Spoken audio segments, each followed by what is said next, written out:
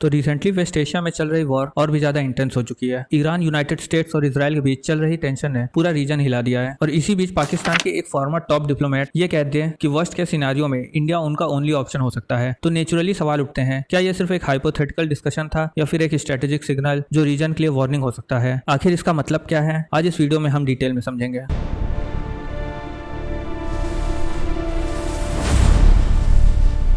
सबसे पहले यह समझना जरूरी है कि ये स्टेटमेंट किस एनवायरमेंट में आया है। पिछले कुछ हफ्तों में वेस्ट एशिया में टेंशन रैपिडली एस्केलेट हुई है। इजराइल ने रिपोर्टेडली तेहरान और बेरूत के लोकेशंस पर एयर स्ट्राइक की है। यूएस फोर्सेस रीजन में स्ट्रेटेजिक ऑपरेशन में एक्टिव हैं। ईरान ने भी रिस्पांस एक्शन लिया है। सिचुएशन कंट्रोल लगती जरूर है लेकिन प्रेडिक्टेबल नहीं है। Former US president Donald Trump ने एग्जिट स्ट्रेटेजी की बात की थी, लेकिन ग्राउंड रियलिटी में कंफ्लिक्ट का स्कोप एक्सपैंड होता हुआ दिख रहा है। डिफेंस एक्सपर्ट्स वार्न कर रहे हैं कि अगर ये कन्फ्रंटेशन और वाइडन होती है तो गल्फ रीजन, ऑयल रूट्स और रीजनल अलायंसेस सब इंपैक्ट हो सकते हैं। इसी वोलेटाइल बैकग्राउंड में पाकिस्तान के फॉर्मर हाई कमिश्नर का स्टेटमेंट सामने आता है। पाकिस्तान के former high commissioner to India Abdul Basit, जो 2014 से 2017 तक न्यू दिल्ली में पोस्टेड थे, उन्होंने एक इंटरव्यू के दौरान एक वर्स्ट केस सिनेरियो डिस्कस किया। उन्होंने कहा, मान लीजिए ईरान की सिचुएशन और बिगड़ जाती है, इजराइल हमारे करीब पोजीशन ले लेता है और यूनाइटेड स्टेट्स हमारे न्यूक्लियर प्रोग्राम को निगेटिवली देखता है, उसे डिस्ट्रॉय करने की कोशिश करता है। यहाँ तक उनका टोन एनालिटिकल था। उन्होंने ये भी एम्फेसिस किया कि ये सिनेरियो हाईली अनलाइकली है, लेकिन फिर भी उन्होंने एक बोल्ड इंप्लीकेशन बताया। उनका कहना था, अगर यूएस पाकिस्तान पर अटैक करे और पाकिस्तान यूएस बेसेस इन गल्फ या इजराइल को डायरेक्टली स्ट्राइक ना कर पाए तो पाकिस्तान के पास ओनली ऑप्शन इंडिया होगा। और उन्होंने स्पेसिफिकली मुंबई और न्यू दिल्ली का नाम लिया।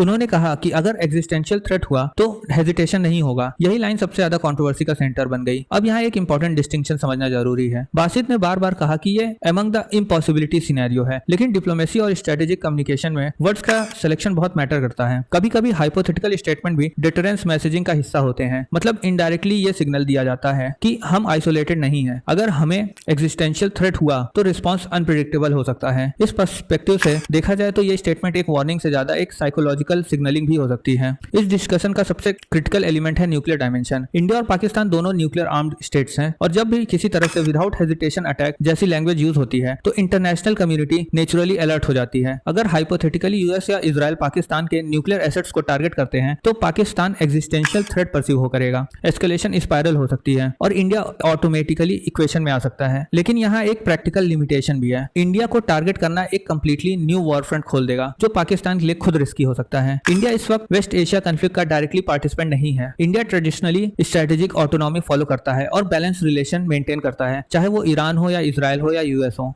अगर किसी भी हाइपोथेटिकल चेन रिएक्शन में इंडिया का नाम आता है तो defence preparedness naturally high alert पर जाएगी, डिप्लोमेटिक चैनल्स एक्टिव हो जाएंगे और इंटरनेशनल पार्टनर्स के साथ कोऑर्डिनेशन बढ़ेगा। इंडिया के लिए सबसे इंपॉर्टेंट ऑब्जेक्टिव होगा एस्केलेशन कंट्रोल। ये सिर्फ पाकिस्तान या इंडिया की बात नहीं है। अगर वेस्ट एशिया कॉन्फ्लिक्ट वाइडन होती है तो गल्फ शिपिंग लेन्स इंपैक्ट हो सकती हैं, ग्लोबल ऑयल प्राइसेस स्पाइक कर सकती हैं, प्रॉक्सी कॉन्फ्लिक्ट्स और एक्टिव हो सकते हैं, नाटो और रीजनल अलायंसेस प्रेशर में आ सकते हैं। और जब multiple nuclear capable states indirectly linked होते हैं तो मिसकैलकुलेशन का रिस्क एक्सपोनेंशियल हो जाता है। हिस्ट्री ये बताती है कि वॉर्स कभी कभी अनइंटेंडेड डायरेक्शन ले लेती हैं। अब रियलिस्टिक असेसमेंट करते हैं, क्या पाकिस्तान प्रैक्टिकली इंडिया को टारगेट करेगा अगर यूएस से डायरेक्ट कॉन्फ्लिक्ट हो? एक्सपर्ट्स के हिसाब से इंडिया को इन्वॉल्व करना सिचुएशन को अनकंट्रोलेबल बना देगा। Two front war escalation Pakistan के लिए एक्सट्रीम रिस्की होगा।